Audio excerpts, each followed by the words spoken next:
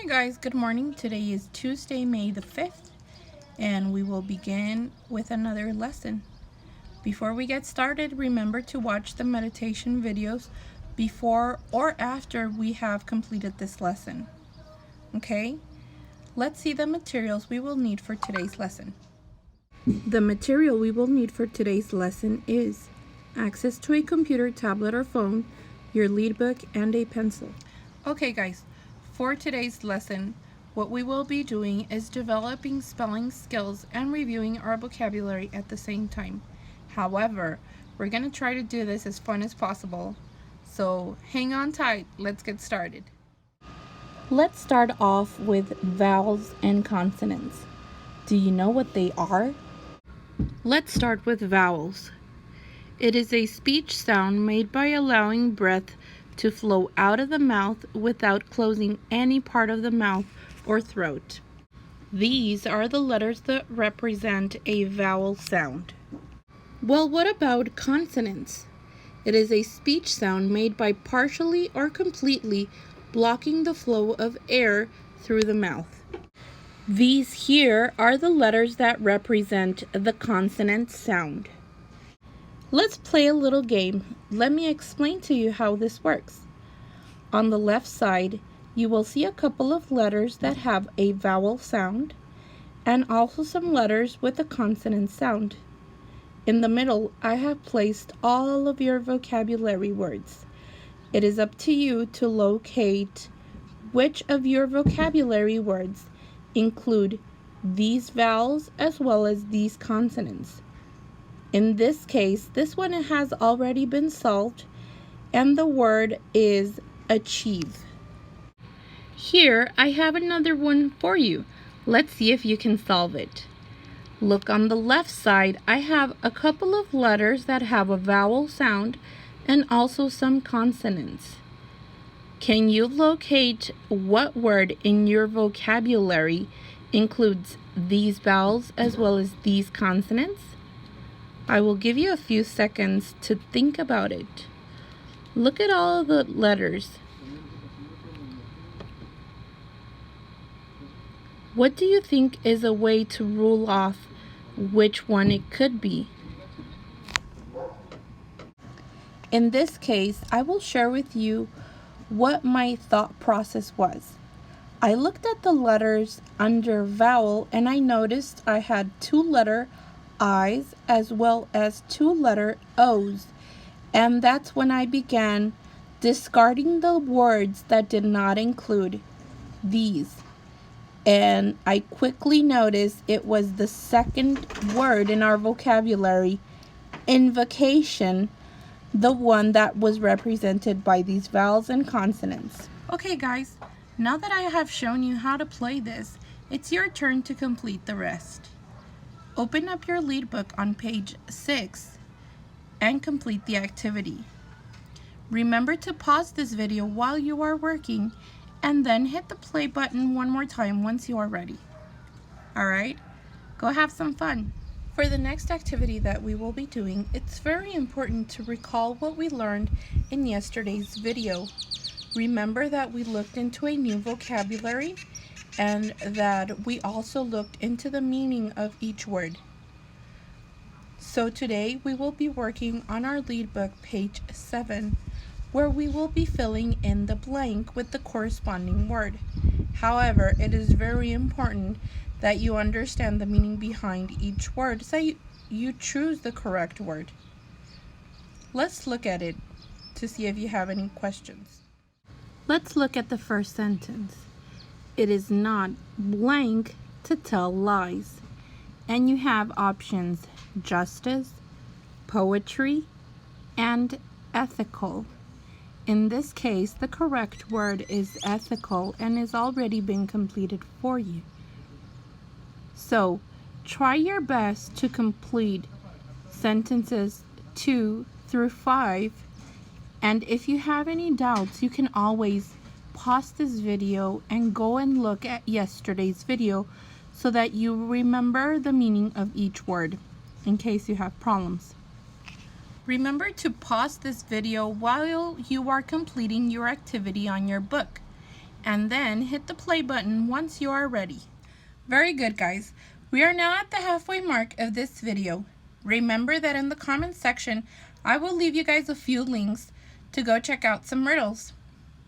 It is now time to begin with our lesson number 2 for the day.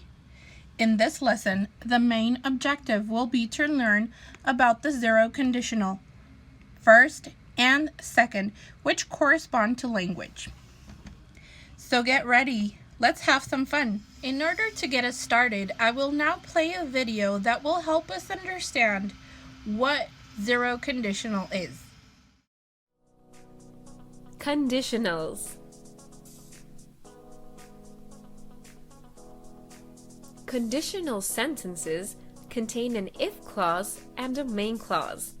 They can talk about general truths or about likely results.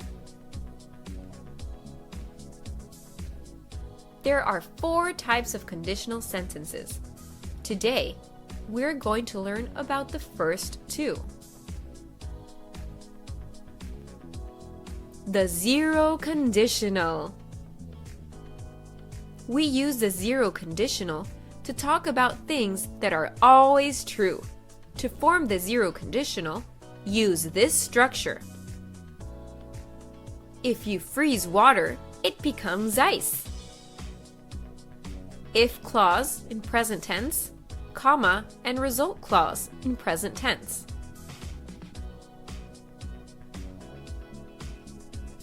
Let's look at another example. If you don't eat healthy food, you get sick. If clause, comma, result clause.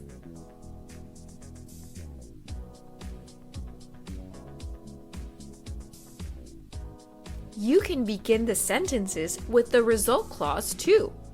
The road gets wet if it rains. Result clause. If clause. Note that you don't need to write a comma when you begin the sentence with the result clause. The first conditional. We use the first conditional to talk about real and possible situations in the present or future. This conditional describes something that is likely to happen. If it rains tomorrow, we won't go to the beach. If clause, comma, result clause. If, present simple, will, won't, verb in base form. Let's look at another example. If I do my homework now, I will have a lot of free time later. If clause, comma, result clause. Important!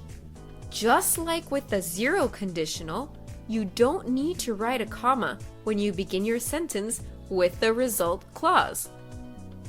I will travel around the world if I win the lottery today. If clause, result clause. Now I know that conditional sentences can talk about general truths or about likely results. So let's begin with the zero conditional. It is used to make statements about general facts. These type of sentences explain what is happening now or what will always happen under a certain condition. Always add a comma after the if clause. And then let's look at the example. If it snows a lot, the road gets icy. So you see, the way I like to explain this is sort of like an action-reaction. If I fall, I will hurt myself. Does that make sense? Is something like the result of what would happen with an action. If you take an ice cube out in the sun, it will melt, right? And these are general facts, stuff that will always happen or that is most likely to happen. Now that we have seen how zero conditional works, it is time to put it to practice. Open up your lead book on page 74 and complete the exercises. Remember, pause this video while you are working and then hit the play button again when you're ready. Now it's the turn for the first conditional. It is used to talk about possible results in the present or future. Although we may not know exactly what will happen, we describe something that is likely to happen. As with zero conditionals, the order of the clauses can be switched without changing the meaning of the sentence. If the result clause is first, you do not need to use a comma. Let's look at the example. If it rains, we will eat inside. Now that we understand the first conditional, it's time to put it to practice. We need to go to our lead book on page 75 and complete the activity. As a tip, remember, we might not always know what is going to happen in the future, but we might have a very good idea of what may happen, the most likely thing. Think about that when answering your questions. Remember, pause this video while you are completing the activity, and then once you are ready, hit that play button one more time. Now let me explain to you what the second conditional is. We use it when we talk about future events that are probably not going to be true. And here is an example for you. If I had $1 million, I would buy a Porsche. So, as you can see, the second conditional is more about being over-exaggerated over things that most likely will not happen in the future. Like me being rich, of course. It's time to put it to practice, guys. Open up your lead book on page 76 and complete the activity. Remember to pause the video while you are working on your book and then hit the play button again when you are ready. We have now reached the point of our final product.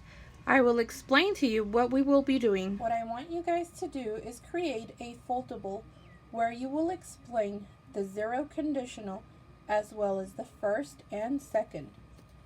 Look at this one I have made for you guys as an example. So we have all three conditionals, zero, first, and second.